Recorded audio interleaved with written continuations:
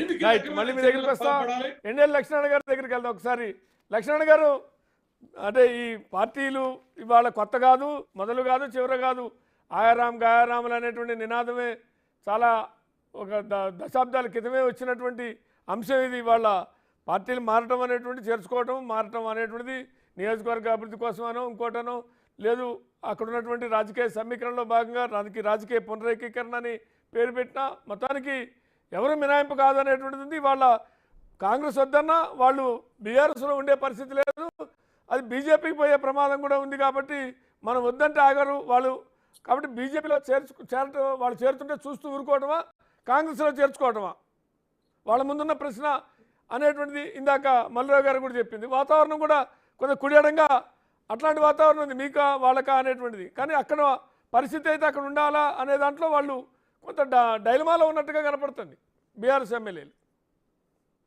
ఇప్పుడు ఒకటి పివి గారు, హిమాచల్ ప్రదేశ్లో 3 అసెంబ్లీ స్థానాలకు ఉప ఎన్నికలు జరుగుతున్నాయి. ఆ ఉప ఎన్నికలు ఎందుకు వచ్చినాయంటే స్వతంత్ర అభ్యర్థులుగా రెబల్గా గెలిచినటువంటి వాళ్ళు 3 భారతీయ జనతా పార్టీలో చేరారు. వారు శాసనసభ సభ్యత్వానికి రాజీనామా చేశారు. దాని కారణాన అక్కడ ఉప ఎన్నికలు జరుగుతాయి. డిస్క్వాలిఫై అయినట్టుంది వాళ్ళు ఫిర్యాదు చేస్తే. ముందేదో కాలేదు కానీ తర్వాత డిస్క్వాలిఫై అయినట్టుంది. ఇప్పుడు స్వతంత్ర అభ్యర్థులుగా గెలిచినటువంటి వాళ్ళు వాళ్ళ ఇవాళ ఉప ఎన్నికలకు పోవాల్సినటువంటి పరిస్థితి హిమాచల్ ప్రదేశ్లో ఉంది. భారతీయ జనతా పార్టీ మధ్యప్రదేశ్లో కాంగ్రెస్ నుంచి వచ్చిన వాళ్ళు కానీ, మరి కర్ణాటకలో కాంగ్రెస్ నుంచి వచ్చిన వాళ్ళు కానీ, వాళ్ళు రాజీనామా చేసి బీజేపీ మీద మళ్ళీ గెలిచి వచ్చారు పార్టీ. సో వీళ్ళు ఇక్కడ మల్లురావి గారు మాట్లాడుతున్న దానికి అర్థం లేదు. బీజేపీలో పోతారు అందుకని మేము తీసుకుంటాము, ఇది అర్థం లేదు. వాళ్ళకి ప్రజలు మెజారిటీ ఇచ్చిండ్రు, మ్యాజిక్ ఫిగర్ ఇచ్చిండ్రు, 64 సీట్లు ఇచ్చిండ్రు. వీళ్ళు ప్రజల ముందు హామీలు పెట్టిండ్రు, ఆ హామీలు అమలు చేయాలి. అది కాకుండా బీజేపీలకు పోతే బీజేపీ బలం పెరిగితే రాజ్యాంగాన్ని మారుస్తారు. ఇవాళ ఏం దినమండి వాళ్ళ పివి గారు?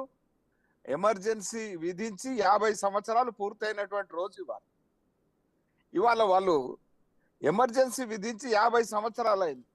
ఎమర్జెన్సీ ఏమని విధించారు, దేనికోసం విధించారు? ప్రధానమంత్రి పదవి కాపాడుకోవడం కోసం ఎమర్జెన్సీ విధించారు.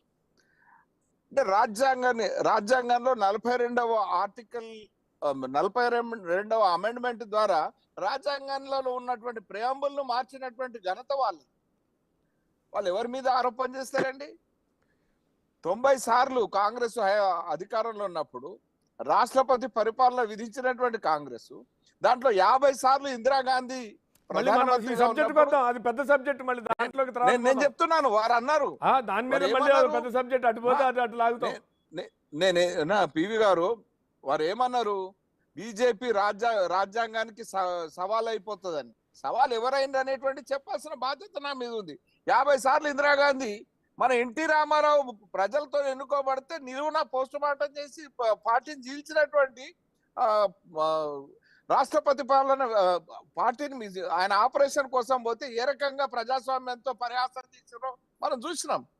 ఇక్కడ ఆ రకమైనటువంటి వాళ్ళు రాజ్యాంగం గురించి రాజ్యాంగాన్ని ఏమారుస్తారని చెప్పి మా మీద నిందేసి వాళ్ళు పార్టీలోకి చేర్చుకుంటారు.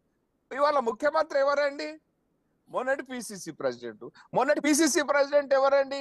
అంతకుముందు ఓటు నోటు కేసులో ఆరోపణలు ఎదుర్కొంటున్నటువంటి వ్యక్తి. వాళ్ళు ఆ రకమైనటువంటి వ్యక్తి ఇవాళ ముఖ్యమంత్రి అయిన తర్వాత మరి వేరే పార్టీలు ఉన్న వాళ్ళని చేర్చుకోవడం అనేటువంటిది సహజమైన విషయం కదండి. ఆ రోజు ఇంకో రకంగా ఆరోపణలు ఎదుర్కొంటున్నారు. ఈ రోజు అధికారాన్ని అడ్డం పెట్టి గెలిచిన ఎమ్మెల్యేలను వాళ్ళ విధులు నిర్వర్తించడానికి అవకాశం ఇవ్వకుండా, అధికారులను దబాయించి వాళ్ళ పనులు వాళ్ళ అధికారం నడవకుండా, వాళ్ళ ఎమ్మెల్యేగిరి నడవకుండా అడ్డం వచ్చి పార్టీలో చేర్చుకుంటున్నారు. పార్టీలో చేర్చుకోవడానికి మజ్బూర్ చేస్తున్నాడు. ఆ రకంగా చేస్తున్నటువంటి పరిస్థితి. చేరే వాళ్ళలో కొందరు ఎందుకు చేరుతున్నారండి? ఇవాళ ఏదైతే బాన్స్వాడ అసెంబ్లీ నియోజకవర్గం ఉన్నదండి, బాన్స్వాడ అసెంబ్లీ నియోజకవర్గంలో మరి ఇసుకను మింగినటువంటి వాళ్ళు, క్వారీలను మింగినటువంటి వాళ్ళు లెక్క వేస్తే 100 కోట్లు కట్టాల్సి వస్తుంది, ఎంక్వైరీ చేస్తే లోపలికి పోవాల్సి వస్తుంది. వీటిని బూచిగా చూపించి వచ్చేస్తా ఉన్నటువంటి పరిస్థితి. రైట్. మరి అదే రకంగా మల్లారెడ్డి గారి కొడుకు ఢిల్లీకి పోయిందంటే మల్లారెడ్డి గారి కబ్జాల విషయంలో మరి ఒక అవగాహనకు వచ్చి కాంగ్రెస్ లో చేరేటువంటి ఆలోచనతో పోయి ఉండొచ్చు.